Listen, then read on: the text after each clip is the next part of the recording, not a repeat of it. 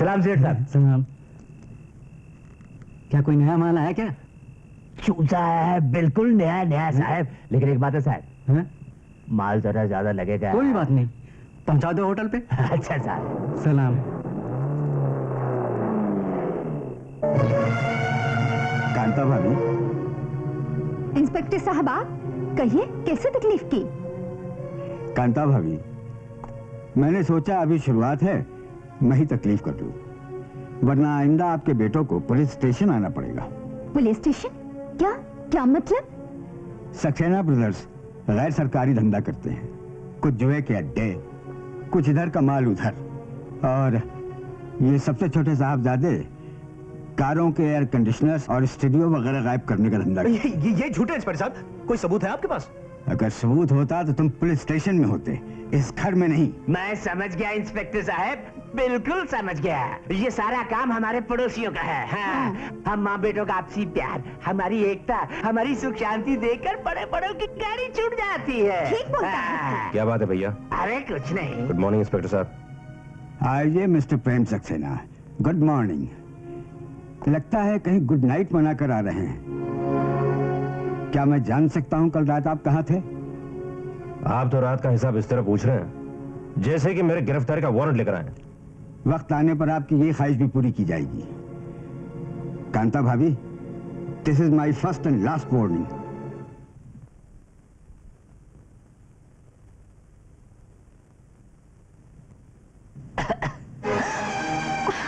भाई साहब आप?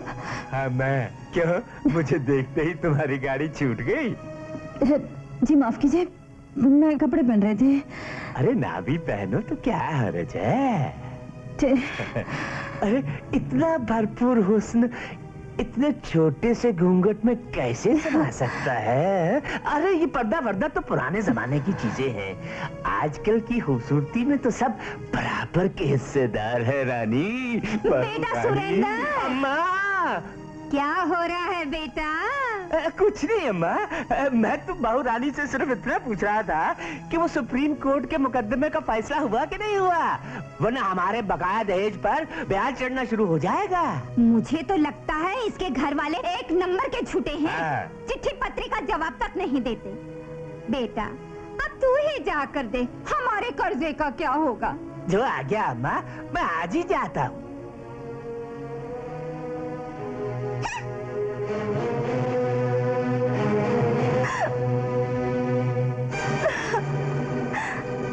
और ये भी लिखो, इतने दिन हो गए अपनी राजी खुशी की एक चिट्ठी भी नहीं लिखी। ससुराल जाते ही माँ बाप को भूल गई। नमस्ते बाबूजी। प्रणाम माता जी, प्रणाम। अरे आओ आओ सुरेंद्र बाबू, बड़ी लंबी उम्र है तुम्हारी, हम दोनों तुम्हारी याद कर रहे थे। हमारी सुनीता बेटी कैसी है? कुछ ज्यादा ही खुश है। और क्यों ना हो, ससुराल वालों ने अपनी बहू रानी के कदमों पर संसार की सारी खुशियां जो डाल दी है। बस इसी दिन के लिए तो तुम लोगों से रिश्ता जोड़ा।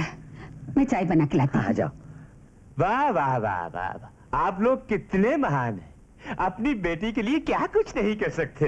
आपकी घड़ी में क्या बजा है? 3:30 बजे बेटे। क्यों? लो कर लो बात। एक अपनी चुनेदानी जो पिछले 24 वर्षों से बराबर 12 बजे का टाइम दे रही है। बहू रानी कह रही थी कि पिताजी की घड़ी हमेशा ठीक वक्त देती है। तो तुम इससे रख लो बेटा, तुम लोग जैसे रिश्तेदार मिल जाएं तो हमें वक्त देखने की जरूरत क्या है। ये लो रख लो। इसकी क्या जरूरत थी? हम लोगों को याद करती है। 24 घंटों में से 36 घंटे आप लोगों को याद करती है, और कभी कभी अगर धोखे से भूल जाती है तो हम लोगों से याद दिला देते हैं। अच्छा बाबूजी, वो छोटा सा वादा आपने किया था ना, वो अभी तक पूरा नहीं हुआ। और जो वादा किया है वो तो निभाना ही पड़ेगा ना। हाँ बेटा जरूर। अच्छा अच्छा, अब मेरा चलने का टाइम हो गया है आपकी घड़ी से, नहीं तो गाड़ी छूट जाएगी। अरे बैठो बैठो, नाश्ता पानी आ रहा है। सावित्री, पानी तो हम इस घर का तभी पिएंगे बाबूजी जब आप अपने पानीदान होने का सबूत देंगे। जरा जल्दी कीजिएगा, नहीं तो देर हो जाएगी। अच्छा बाबूजी नमस्ते, नहीं तो गाड़ी छूट जाएगी। क्या बात है, किराया चाहिए? मेरी दीदी इस वक्त बहुत मुसीबत में है, हमें दहेज के 50,000 रुपए उसके ससुराल वालों को देने हैं। देखो, इस वक्त की महंगाई को देखते हुए ये जगह कम से कम 1 लाख रुपए की तो होगी, लेकिन तुम अगर हमें 50,000 भी दे दो तो हमारा काम चल जाएगा और ये जगह भी तुम्हारी रहेगी। 50,000 रुपए क्या, 50 पैसे मांगे तब भी न दूं। और अगर तू पुलिस में गया तो तू अच्छी तरह से जानता है कि कालू उस्ताद क्या करेगा। अब तू यहां से चलता फिरता बन, मेरे धंधे का टाइम है, और दोबारा यहां दिखलाई नहीं देना, वरना तेरा भेजा निकालकर पार्सल कर दूंगा। चल फूट।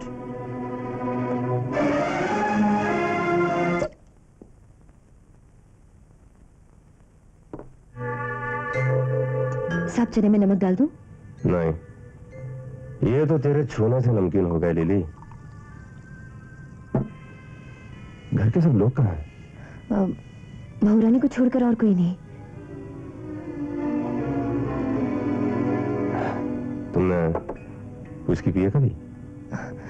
नहीं नहीं प्रेम भैया, ये तो मर्दों की चीज है। आज रात का खाना मैं भारी खाऊंगा।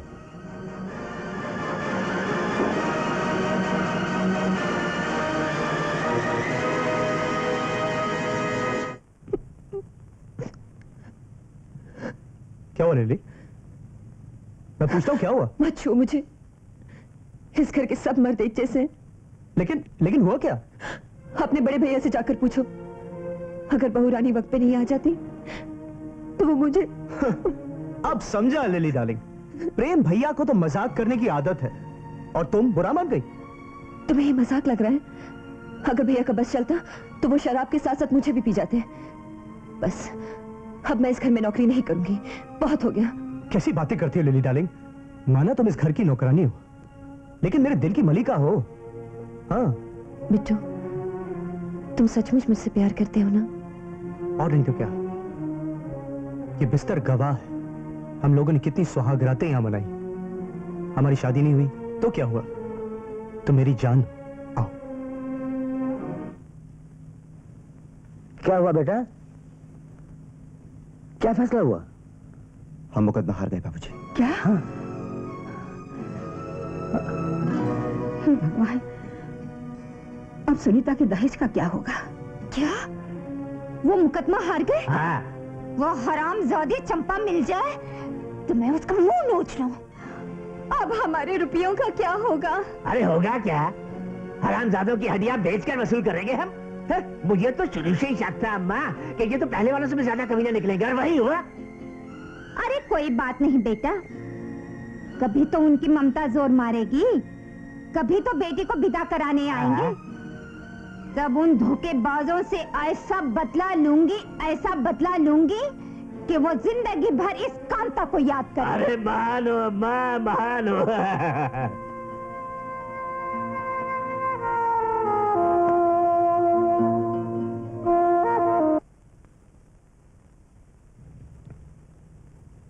ट्रे रख दो और जाओ।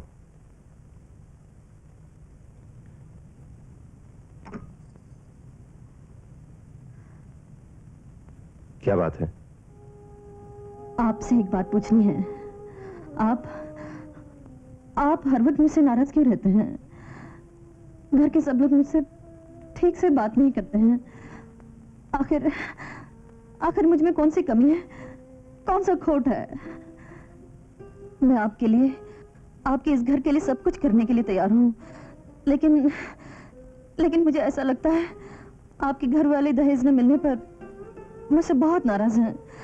अगर बाबूजी ने वादा किया तो जरूर पूरा करेंगे। आप तो मेरे अपने हैं।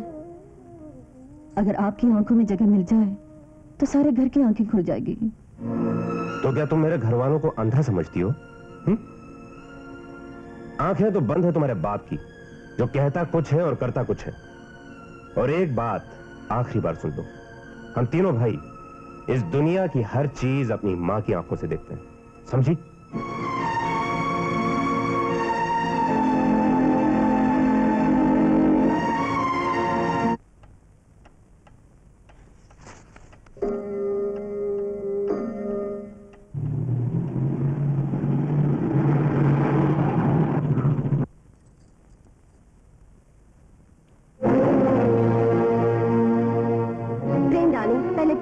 हिसाब चुकता कर दो, फिर नए हिसाब की बात करना। रीटा डार्लिंग, जब तक 10,000 न हो जाए तब तक 100 रुपए पर नाइट के हिसाब से जोड़ती जाओ।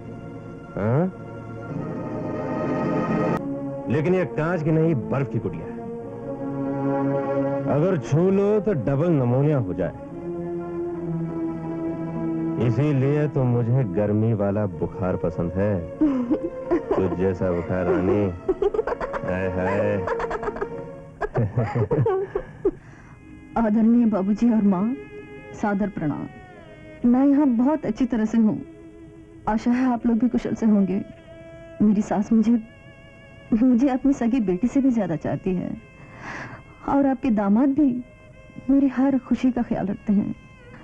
आप लोगों का सपना पूरा हो गया। मुझे इतना अच्छा घर, इतने अच्छे लोग मिले हैं कि अब तो आप लोगों की याद भी नहीं आती। आपकी सुनीता। चलो, भगवान की दया से हमारी बेटी सुखी तो है, और हमें क्या चाहिए। सावित्री, एक बात समझ में नहीं आ रही है। देखो, जगह जगह आंसू के धब्बे हैं। शायद लिखते वक्त रो रही होगी। ओफो, तुम तो बेकार की बातें सोचते हो। आंसू दुख में नहीं, सुख में भी तो आते हैं। मेरी बेटी बहुत सुखी होगी। हाँ, भगवान करे ऐसा ही हो।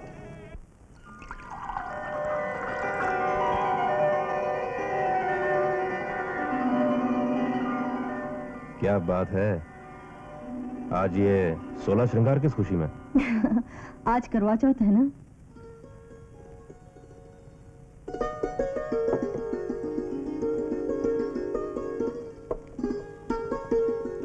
अच्छा, तुम करवा चौथ मनाओ, मुझे पार्टी में जाना है।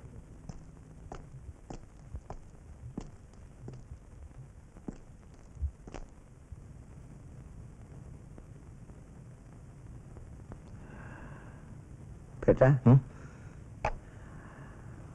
बेटा, कल रक्षाबंधन है। तुम सुनीता से राखी बंधवाने जाओगे ना? जी बाबूजी। मैं जानता हूं बेटा तुम्हें किस बात की चिंता है। वो लोग सवाल जवाब करेंगे। मेरी तरफ से उनसे हाथ जोड़कर प्रार्थना करना हमें थोड़ा वक्त और चाहिए। हम अपना वचन जरूर पूरा करेंगे। और बेटा, पहले तो सुनीता को साथ लेते आना। उसे देखने को बहुत जी चाहता है। बहुरानी, हाँ, आपके भाई आए हैं आपसे राखी बंधवाने। क्या प्रकाश? हाँ, मुझे मालूम था वो जरूर आएगा। मुझे मालूम था वो जरूर आएगा। खबरदार, अगर एक कदम भी आगे बढ़ी तो टोंगे तोड़ के रख दूंगी। पहले मुझे उससे बात करने दे। बहुरानी, ले लीजिए। रो मत बहुरानी।